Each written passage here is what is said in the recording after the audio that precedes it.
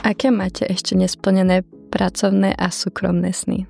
Tak si myslím, že sme obidve rodine založené, že raz chceme mať manžela a deti a hneď na to sa napája aj to pracovné. Že si chceme vybudovať niečo, čo budeme robiť s láskou, ale zároveň nám to bude dodávať nejaký príjem a bude to niečo, čo budeme môcť robiť online z hociakej časti sveta. Tým pádom viem, že aj ja, aj ty raz, keď budem mať manžela a deti, tak im budeme venovať veľa času pozornosti. Nie, že by som chcela povedať, že všetko ostatné pôjde do úzadia, ale myslím si, že to máme v povahe obidve, že budeme chcieť, aby tá rodina fungovala perfektne. Podľa mňa to gro tej rodiny, ktorá všetko drží pokope, je vlastne matka alebo manželka, lebo som to videla ja doma a myslím, že aj ty. Ja.